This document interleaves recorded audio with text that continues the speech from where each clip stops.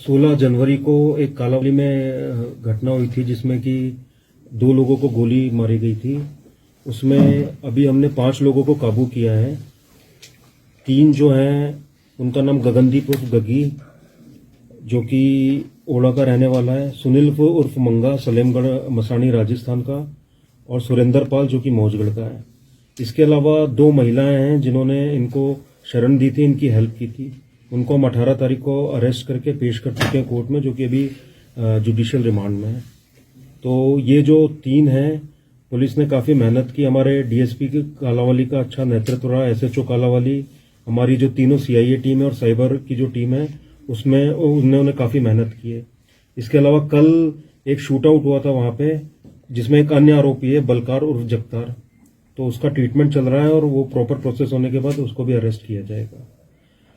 ये जो है अलग अलग टीमें अभी भी दबिश दे रही हैं, और जो बाय नेम एफआईआर थी 4 लोगों के खिलाफ, उसमें से 2 ऑलरेडी अरेस्ट हो चुके हैं और बाकी जो हैं उनको भी हम जल्दी से जल्दी अरेस्ट करेंगे।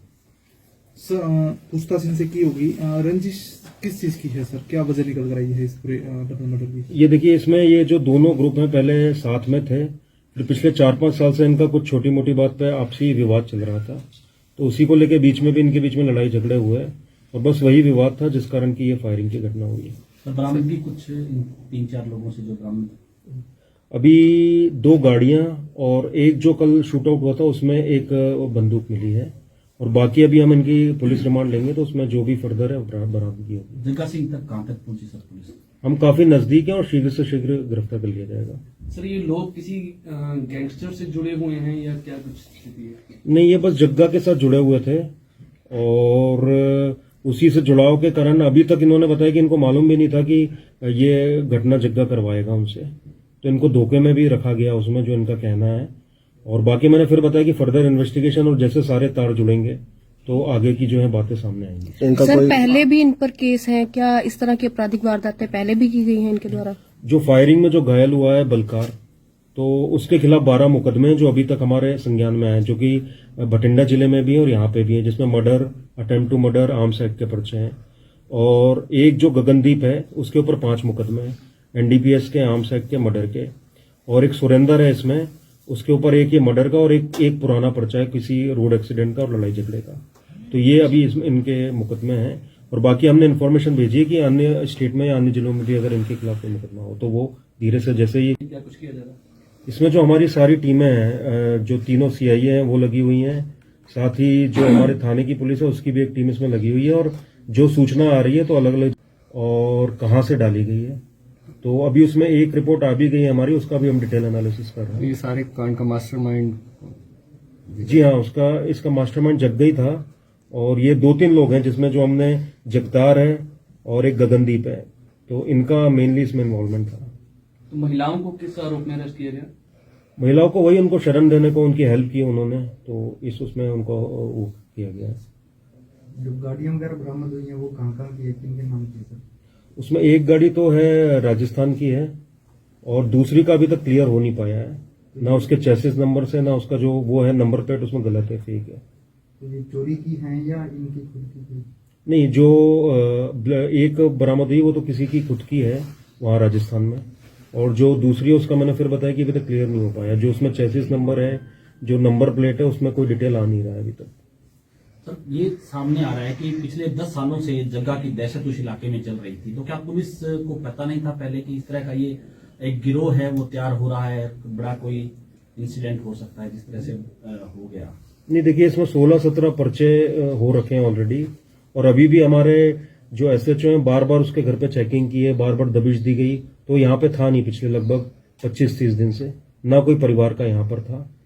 तो ये ऑलरेडी हमने हिस्ट्री शीट खोल रखी है, और अब हम और स्ट्रांग जग्गा के खिलाफ केस बना रहे हैं, ताकि एक तो ज्यादा से ज्यादा जो है उसका जेल हो, और अब वापस आके उसकी कोई भी वारदात करने की हिम्मत ना हो यहाँ पर। इस तरह सिद्धू मूसेवाला केस में जो है यहाँ पे कालावाली में केकड़ा, संदीप केकड़ा है वो पकड़ा गया है, उसके बाद से एक्टिव इस इलाके में नहीं, पुलिस बिल्कुल सक्रिय है, और हमने थाना वाइज लिस्ट बना रखी है इनफॉर्मल, ये ना सिर्फ कालावाली बल्कि रानिया भी और अन्य थानों में भी।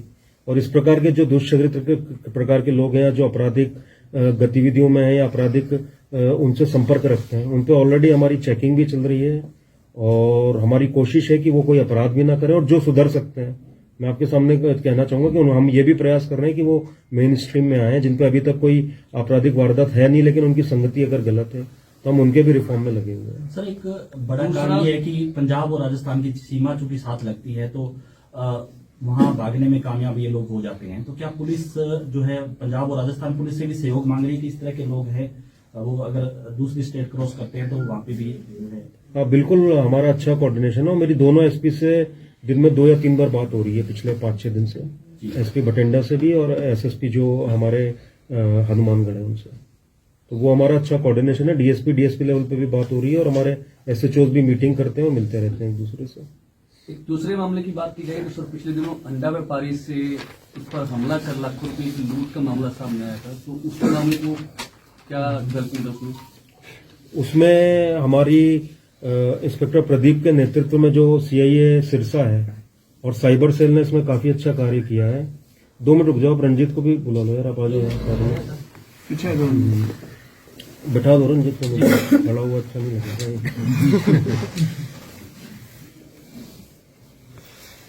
बैठ जाए करो यार आप लोग। अंडे वाला फिर से करो। एक सवाल इसी से मामले से जुड़ा हुआ है, एक्सल वाले मामले से, कि कालांवाली और जो डब वाली जो इलाका है जो राजस्थान पंजाब के साथ मैंने पहले भी बताया, तो आपको लगता है कि यहाँ पे कोई अलग से पुलिस जिला बनाने की जरूरत है या पुलिस को और कुछ डेवलप करने की जरूरत है, कोई इस टाइप का मामला? नहीं, देखिए ये तो अभी मेरे लेवल की बात है नहीं कि नया जिला बनेगा या नहीं बनेगा, लेकिन मेरा जो वो है कि हम और ज्यादा पुलिस प्रेजेंस वहां बढ़ाएंगे और हम कंप्लीट लिस्ट इसकी एक तैयार कर रहे हैं कि जो भी मैंने बताया कि कुछ बच्चे ऐसे हैं जो यंग हैं, जो बिगड़े हुए नहीं है लेकिन वो किसी गलत संगति में रहते हैं, तो हमारा जो प्रयास है कि एक तो हम उनको भी सुधारें, उनको समझाएं। मैंने आज कई वहां पे जो सम्माननीय लोग हैं कालांवाली एरिया के, उनसे फोन पे पर्सनली बात की है इस विषय पर। कई जो धार्मिक गुरु हैं उनसे मैंने बात की है कि ये एक रोल हमको निभाना पड़ेगा, क्योंकि इनसे बात करके यही बातें समझ में आई कि इसमें से जैसे 1-2 लोग हैं जिन पे कोई इनके बहुत बड़ा आपराधिक बैकग्राउंड था नहीं, ना इनको मालूम था, लेकिन इनको वारदात में शामिल किया गया। तो मैं यही बोलना चाह रहा हूं कि हमारा प्रयास है कि जो हमारे युवा हैं वो गलत जगह जाने से बचें और नंबर 1 जो भी क्रिमिनल टाइप के लोग हैं उनके खिलाफ हम लोग सख्त से सख्त कार्रवाई करेंगे और वो भी ना बचे रहे, वो सलाखों के पीछे जाए। ऐसे पुलिस अधिकारी जो लंबे समय से उस इलाके में तैनात है, क्या उसको लेकर के भी पुलिस वर्क कर रही है कि जो लोग हैं उनकी इन्वॉल्वमेंट ऐसे अपराधियों से ना हो?